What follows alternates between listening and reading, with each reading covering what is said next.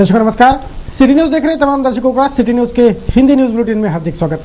चलिए रूबरू होंगे अब तक के खबरों से। खबरों की शुरुआत जीने की राह के साथ।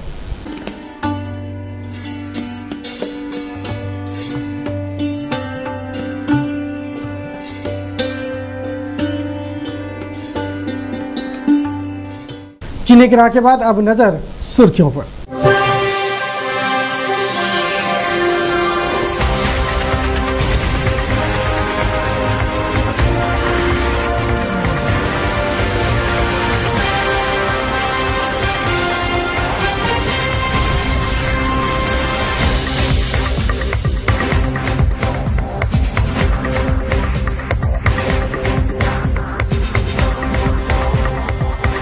तो ये थी आज के समाचार की सुर्खियां। अब देखते हैं समाचार विस्तार से। सोमवार की सुबह शहर के वलगांव मार्ग पर एक ट्रक ने दोपहिया को रौंद डाला। इस हादसे में दोपहिया सवार युवक की मौके वारदात पर ही मौत हो गई। इस हादसे के बाद गुस्साए भीड़ ने ट्रक को जलाने तक का प्रयास किया था। सोमवार की सुबह शहर के वलगांव मार्ग पर तनस का वहन कर रहे ट्रक ने दोपहिया को बुरी तरह से कुचल डाला। हादसे में दोपहिया सवार अब्दुल आरिफ की मौके वारदात पर ही मौत हो गई। TN56C2295 क्रमांक वाला यह ट्रक रॉन्ग साइड था। यह वाकया प्रत्यक्षदर्शियों ने बताया। हादसा इतना भीषण था कि दोपहिया MH328887 मौके वारदात पर ही चूर चूर होकर घटनास्थल खून से भर गया था।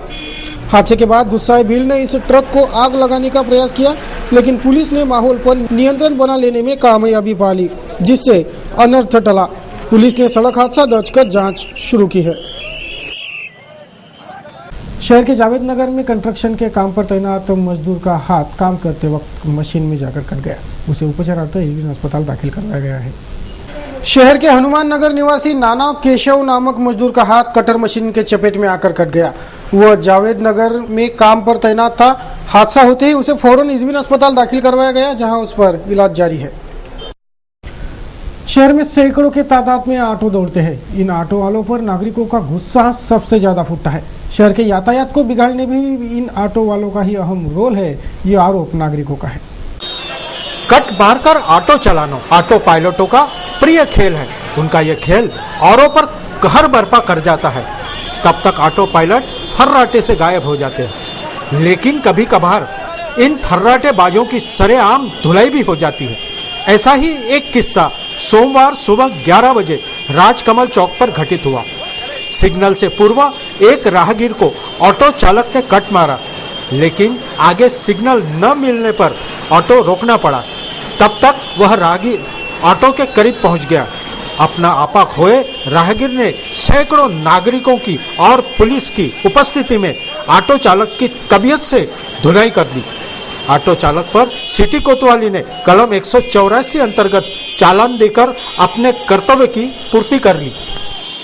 शहर के दशहरा मैदान क्षेत्र के बस्ती में रहने वाले शिकलकर कातारी समाज और बौद्ध मातंग समाज में विगत दिनों से कलह का माहौल है। इन दोनों समाज के नागरिक सोमवार को फिर एक बार आमने सामने आए। दोनों समाज की ओर से एक दूसरे की शिकायत पुलिस आयुक्त से की गई।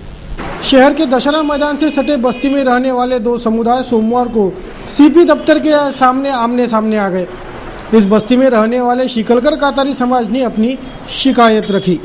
मातंग समाजाच्या आणि बौद्ध समाज ह्या बांधव समाजावर इतर समाजांनी सुतार समाजांनी रात्रीच्या दिनांक 4/1/2015 रोजी रात्री 8 वाजतापासून आमचे मातंग समाजाने बौद्ध बांधवाचे दसरा मैदानाच्या मैदानामध्ये उभे होते। तिथं उभे असताना तिथील काही 4-5 लोक समाजाचे इतर समाजाचे त्यांना मारझोड केली। त्याच्या ठिये जे सुतार काम करणारे जे अस्त्र असतात त्या अस्त्रांनी त्याच्या डोक्यावर मारहाण केली आणि मारहाण केल्यानंतर त्याला जखमी केलं। अशा अवस्थेत हे लोक इतर मातंग समाजाचे बौद्ध समाजाचे लोक जेव्हा पोलीस स्टेशन राजापेठला रिपोर्ट द्यायला गेले तर तेव्हा तिच्या पोलीस निरीक्षकांनी मातंग समाजावर 324चा गुन्हा दाखल केला। अशा म्हणजे त्यांना बाजूला सोडून मातंग समाजावर गुन्हा दाखल केला आणि तेथील समाजाचे लोक ते सकाळी उठून मागते हो मारे हो तुम्ही या पे मत रहो अशा विरुद्ध भाषेने त्यांना दहशत निर्माण केली। तिच्या मुलीबालीवर छेडछाणी केली। अशा प्रकारचे ते इतर लोक आलेले अवैध धंदे करणारे लोक तिथे आलेले आहेत। त्यांच्यावर अटकचा गुन्हा दाखल करावा। तो इसी शिकायत का काउंटर अटैक बौद्ध व मातंग समाज ने भी शिकायत से किया। इन दोनों समुदायों के बीच विगत दिनों से कलह का माहौल है। पुलिस डिपार्टमेंट के पास कईयों शिकायतें इस विवाद की आई होने से यहाँ का माहौल खराब न हो, यह ध्यान पुलिस को रखना है। हम दसरा मैदान में रहते हैं। कल रात को 8 बजे हम घर को थे, एकाएक ऐसा हमला हुआ हमारे पे कि बस हमको भागना बिगना बड़ा मुश्किल हो गया। हम बोलने जाओ, कुछ करने जाओ, झगड़ा करने जाओ, बोलते कि जाति इस पे हमने कर दिए, जात का नाम ले लेते, हमने क्या करना। पुलिस रिपोर्ट भी करने गए, पुलिस ने हमारा कुछ इंसाफ नहीं करे और उल्टे हमारे बच्चे 2 अंदर कर दिए। जिस पे आरोप लगाए वो आरोपी बाहर घूम रहे, आरोपी को गिरफ्तार कर रहे नहीं, पूरे मोहल्ले में अभी भी आके घूम रहे। सवेरे भी गए हम पुलिस स्टेशन, पर पुलिस वाले ने कुछ कर रहे नहीं, औजार लेके घूम रहे। इतना मारपीट हुई कि बस हमारे को भागना मुश्किल हो गया। छोटे छोटे बच्चे लेके हमने भागने क्या, देखो ये बाइक कल यहाँ पे राड मारे। शाम की बात है, 8 बजे की बात है, 1.5 महीने की बच्ची है, बच्ची को बचाने को गई तो यहाँ राड मारे आके एकदम से घर को आके मार रहे। करना तो क्या, नहीं करना तो क्या नहीं, हमको कुछ इंसाफ दो।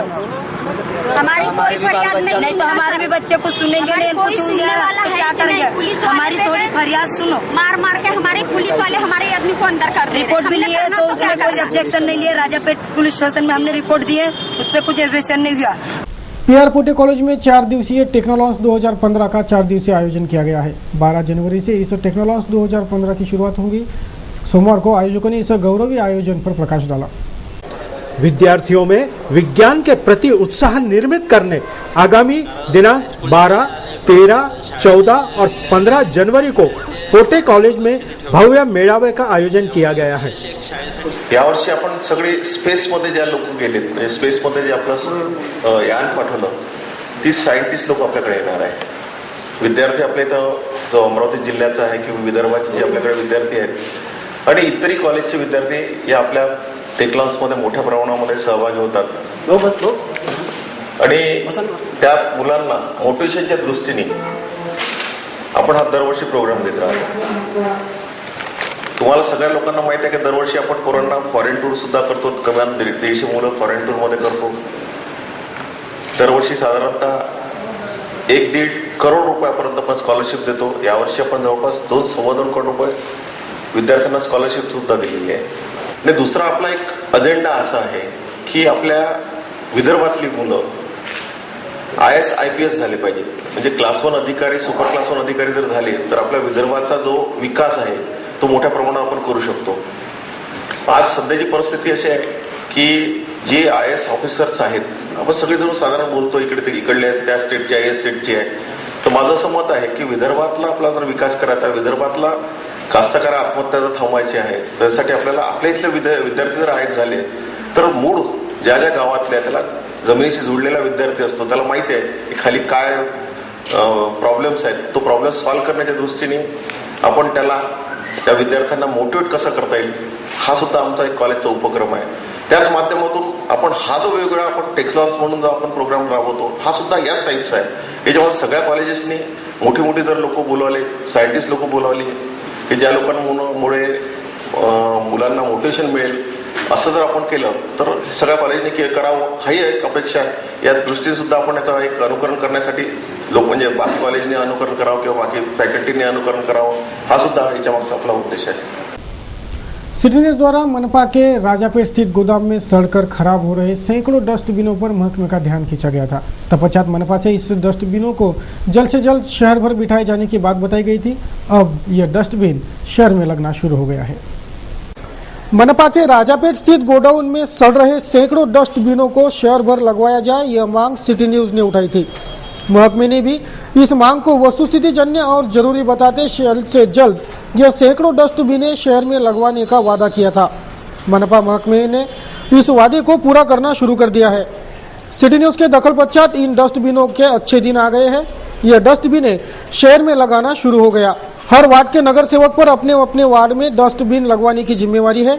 नागरिक भी इस ओर ध्यान देकर अपने क्षेत्र में नगर सेवकों से डस्टबिन लगवाए। महानगरपालिकेमध्ये जे 637 लिटर बिन म्हणजे डस्टबिन कचरा टाकण्यासाठी जे आपण पाहतो अत्यंत सुंदर असे लिटर बिन तयार झाले होते, पण हे मागील 2 वर्षापासून गोडाऊनमध्ये पडले होते महानगरपालिकेच्या आणि याचा काही उपयोग होत नव्हता। तर माझ्या जेव्हा लक्षात आलं की हे लिटर बिन मागील 2 वर्षापासून पडले आहे आणि सुमारे 50 लाख याची अंदाजित किंमत सुमारे 50 लाख रुपये आहे। 637 संख्या होती आणि जेव्हा माझ्या लक्षात आलं की असं याचा काही उपयोग होत नाही तेव्हा आम्ही असं ठरवलं की येणाऱ्या 1 महिन्यामध्ये सर्व पत्रकार तिथे होते आणि येणाऱ्या 1 महिन्यामध्ये शहरामध्ये सगळीकडे जे आहे कमर्शियल एरिया आहे त्या कमर्शियल एरियामध्ये लोकांना कचरा टाकण्यासाठी सुविधा व्हावी यासाठी लिटर पीस लागले पाहिजे या दृष्टीने प्रयत्न केले आणि एका महिन्यातच फक्त एका महिन्यामध्ये सर्व प्रक्रिया राबून जे 2 वर्षापासून काम झालं होतं ते फक्त एका महिन्यामध्ये सर्व प्रक्रिया राबून हे सर्व लिटर बीस आणि डस्टबिन शहरामध्ये लागले आहे आणि नागरिकांना कचरा टाकण्याची अत्यंत चांगली अशी सुविधा महानगरपालिकेतर्फे उपलब्ध झाली असून येणाऱ्या काळामध्ये जे कमर्शियल एरिया आहे शहरामध्ये त्या सर्व कमर्शियल एरियामध्ये 637 डस्टबिन लागणार आहे। माह का प्रथम सोमवार रहने से इस सोमवार को जिलाधीश दफ्तर में लोकशाही दिन का आयोजन हुआ। नागरिकों ने इस दरबार में अपनी अपनी शिकायतें रखी। दिनांक 5 जनवरी को वर्ष 2015 का प्रथम लोकशाही दिन का आयोजन जिलाधिकारी कार्यालय में आयोजित हुआ। जनता की अनेक आकांक्षाएं आशाओं पर लोकशाही दिन कितना कारगर साबित हो रहा है यह आम जनता जानती है। बिना रिटायरमेंट के 4 महीने बाद भी किसी तरह की कोई सुनवाई नहीं हुई है। शासन के नियमानुसार रिटायर होने के 6 महीने पहले ही मतलब जो पेपर्स वगैरह मिल जाने चाहिए, लेकिन आज दिनांक तक इसको ना तो कोई सी तरह का कोई पेमेंट हुआ है, ना ग्रेजुएटी का पेमेंट हुआ है। ऑफिस अगर जाते हैं तो मतलब ईओ साहब नहीं मिलते हैं, ईओ साहब अगर मिलते भी हैं तो बोल देते हैं कि मतलब आप जो है वो मतलब बाबू से मिलिए। बाबू जो है वो मतलब बिना चक्कर लगवाते रहता है। आज 4 महीने रिटायरमेंट के बाद भी बाबू ने मतलब बिना अभी तक का किसी तरह के काम को नहीं किया है। हम यहाँ पर कलेक्टर साहब के यहाँ पर आए हुए हैं, इनसे निवेदन किया है और निवेदन करने के बाद मतलब जो ना उन्होंने ईओ साहब को कुछ बोला है। अब वो देखिए 1 हफ्ते के बाद हमको क्या करते हैं, मतलब जो ना हम उसका इंतजार कर रहे हैं। 22 महिन्यापासून पेन्शन लागू केलेली नाही आणि विनाकारण दिशाभूल करतात।